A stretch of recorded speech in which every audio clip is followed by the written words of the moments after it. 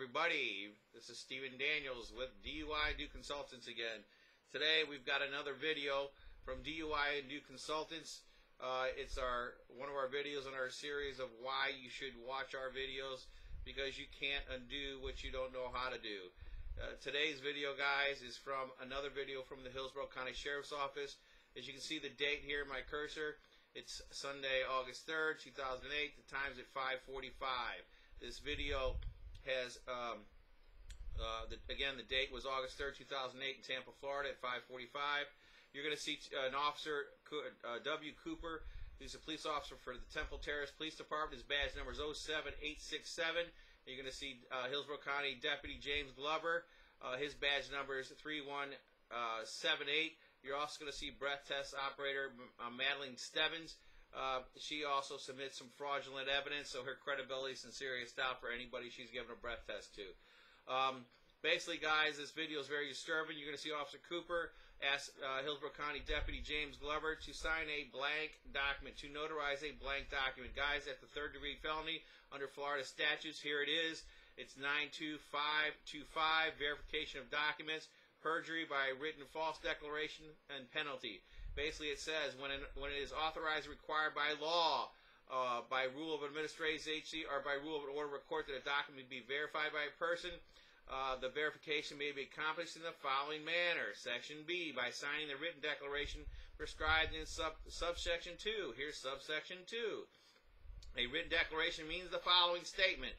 Under penalties of perjury, I declare that I have read the foregoing document and that the facts stated in it are true, followed by the signature of the person making the declaration. Here's where the felony happens, guys.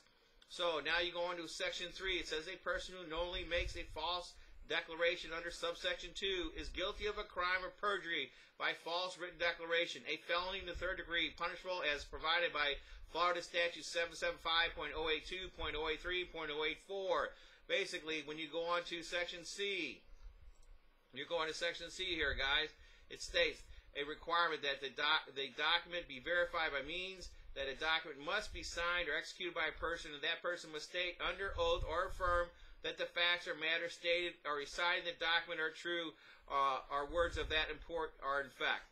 So, guys, basically, in my opinion, you've got Officer Cooper in this video and Department Glover both committing Class 3 felonies when Officer Cooper, the submitter, asked Deputy Glover, the signee, to notarize and sign a blank DUI arrest report.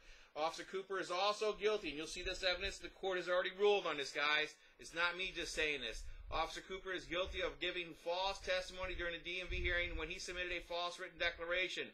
That declaration was the 20-minute observation applied consent form, where he then, as the court says, to which he swore under oath at the DMV hearing, and I've got the transcripts of this, guys, if you need it. I'll supply you a copy and a copy of this video. If there's a lawyer out there that has a client that's been arrested by this Officer Cooper of the Temple Terrace Police Department. The court said to which he then swore under oath at the DMV hearing that he observed the defendant for required Chapter 11-8.007 rule required 20-minute observation period. Also now, since these two officers engaged in this unlawful conduct, it now drags the breath test operator. And guys, you need to be aware of this. All the attorneys out there need to be aware that this happens day in and day out. The arresting officer is not a breath test operator. He arrests someone, he brings them in, the breath test operator comes in, gets the paperwork, and that breath test operator is relying on that officer being truthful. Basically, when that breath test operator affirms the Form 38, they are swearing that they conducted the breath test per the rules of Chapter 11-8.007, and that the person that they gave a breath test to was observed for 20 minutes prior to giving that breath test. Here's from Madeline Stebbins signed that she said it was true and accurate. And so, again, she's presenting false evidence. In this, it basically, when she signs Form 38, she says, I hold a valid breath test operator permit, is issued by the Florida Department. I administered a breath test to the subject named in accordance with Chapter 11D-8, Florida Administrative Code, and this form is a true and accurate report of that breath test. Here's the rules that they violated. 11D-8.007. Section 3 states the breath test operator, HC inspector, arresting officer, or person designated by the permit holder shall reasonably sure that the subject has not taken anything in my mouth and has not regurgitated at least 20 minutes prior to the administering the breath test. So being with that, We're going to get to the video. I'm going to show you the video here. Officer Cooper's going to, excuse me, walk in. You'll see him set down. That's Madeline Stebbins. She's a breath test operator. She knows she's going to have to give a breath test. She comes in, gets her paperwork. Officer Cooper has grabbed this little document off the wall. That document is the implied consent form. They're going to go into this room over here. There's Madeline Stebbins now. She's left. She doesn't have view of this person anymore. She's going to go into her office. Officer Cooper now is going to take this young lady into the field sobriety room. It's over here. It's got a video. He's going to read their implied consent, telling her she's got to blow and do these exercises. The time now is, look at my cursor, guys, 5:46:31. Now we're going to jump it forward to 5:48. She's going to be coming out of here in a second.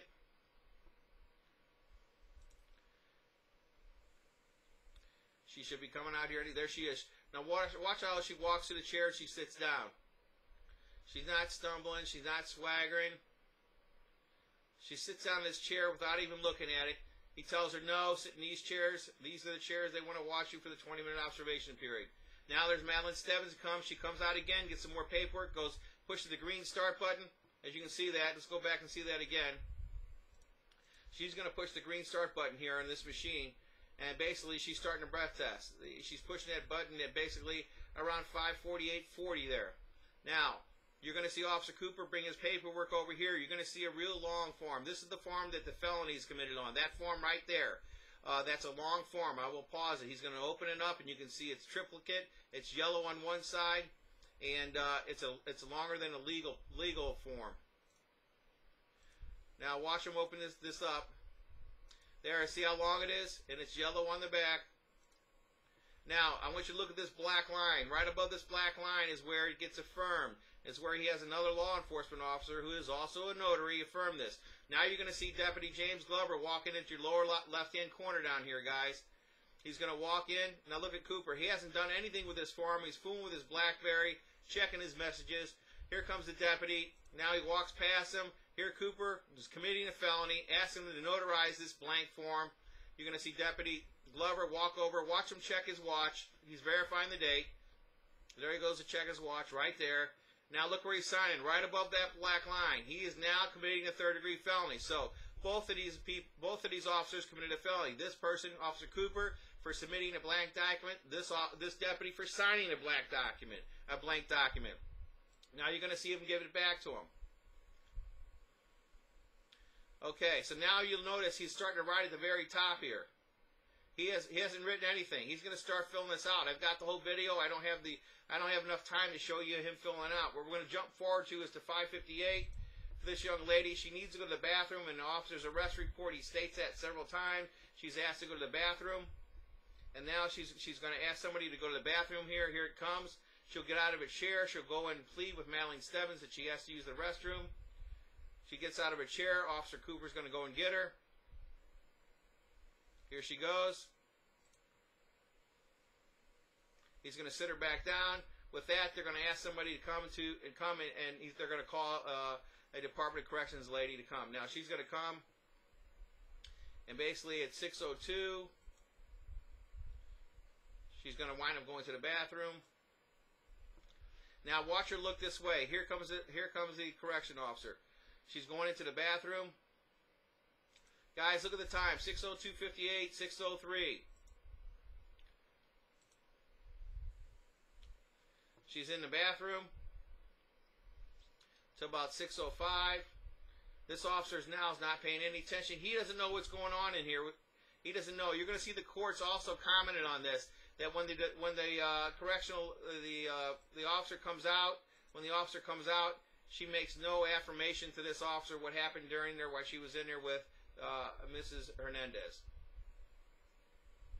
Here, she's going to come out now. Now watch him. He's still engaged in this conversation.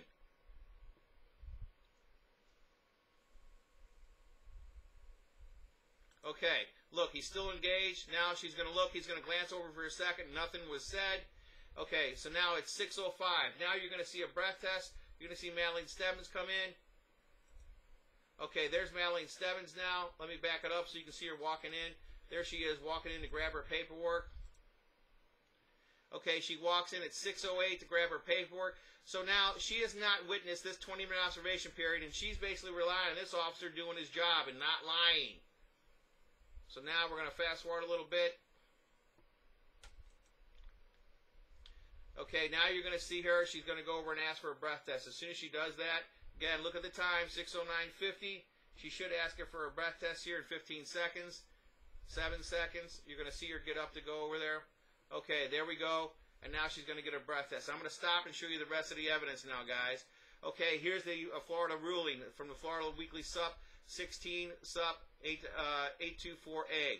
Basically, they're talking about an issue here is whether the Chapter 11D-8 rule was followed or was violated. In this case, the petitioner argues that the rule was violated during the first breath test. You can clearly see that it was. The security surveillance video shows petitioner was in the bathroom and was outside the side of Officer Cooper for over 2 minutes, thereby violating the 20-minute observation period. Also, the 20-minute observation period, Form DDL-9, submitted by Officer Cooper, states that Officer Cooper observed petitioner from 5:48 to 6:17. Which obviously is untrue. The petitioner was in the bathroom with some unknown female correction officer. While she's in the bathroom, obviously Officer Cooper had no idea what was occurring. The female correction officer does not. The female correction officer never communicates with Officer Cooper about what transcribed while she was in the bathroom. While petitioner, nor does the affirmation from Officer Cooper correctly state petitioner was out of sight during this time, but within a sight of another authorized law enforcement person. Here's where the court gets really strong on their verbiage. The lack of candid disclosure concerns this court. The affirmation by Officer Cooper, a DDL-9 of constant observation petitioner from 5:48 to 6:17 is clearly not true. Consequently, Officer Cooper failed to maintain observation of the petitioner and falsely states that he observed her when he did not. Guys, there's the perjury where he's testified. I've got the transcripts for this. Now let's go on. The attorney that handled this, Alam Isaac, out of Tampa, Florida, excellent attorney. One of the gladiators of DUI. Here's the facts and procedural history. We're only going to talk about the DUI arrest report, 20-minute observation period, and the breath alcohol test affidavit. Here's the arguments that was made. Petitioner now files a petition with writ of certiorari for the court, arguing that 1, the department departed from the essential requirements of law by failing to invalidate the petitioner's suspension because the probable cause affidavit submitted was not properly sworn given the department initial jurisdiction. And then the second argument, the department departed from the essential requirements of law by failing to invalidate the petitioner's suspension for having unlawful BAC because the 20-minute observation period was violated. Guys, this is very disturbing. You think about it, you've got hearing officers with no legal skills, no legal training. They are hearing complex legal arguments from very skilled attorneys and looking at this evidence. And guys, if you think about this, this is the same evidence this court viewed. Any person with a smidgen of reasonable sense would have viewed this and came to the conclusion that she should have got her license back. But when the hearing officer said, no, she didn't agree, that person then had to take it up to the next level of judicial process. And what does that cost? It costs a whole lot of money. And now she doesn't get her license back. And the problem with this, guys, you've got these unskilled people making legal decisions, and there's no accountability. The problem is that the defendant winds up paying for it. Okay, here's the criminal affidavit. If you look at this, it's report number 1332921. This is what the deputy falsified. This is the important part. This wasn't filled out. This is what the probable cause has to be while he pulled her over. Here's where the felony occurred. This is where our deputy James Glover signed it and affirmed. Remember, this whole thing was blank. And then here's where Officer Cooper signed his. So both of those committed felonies. Also, the court commented about the 20-minute observation period. This is the document Officer Cooper submitted. Again, he falsified this and testified, committed perjury because he testified that he watched this.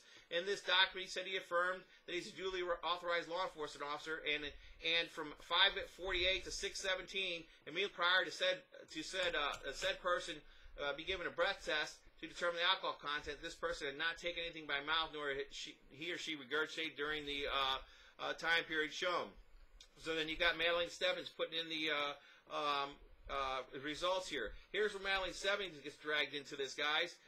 Here's where she writes, I hold a valid breath test operating permit issued by the Florida Department of Law Enforcement. I administered the above breath test as subject named above in accordance with Chapter 11D-8 of the Administrative Code. This form is true and accurate report of the breath test. Guys, basically she submitted a falsified document. She did not conduct this test. She did not make sure that the person was observed for 20 minutes. She didn't ask the officer, obviously, and he submitted a fraudulent thing. Guys, once again, this is Stephen Daniels with DUI Undue Consultants, and this has to be very disturbing to you. You got to realize when you get charged with a DUI what you're up against. And remember, you can't undo what you don't know how to do. Once again, Stephen Daniels from DUI New Consultant.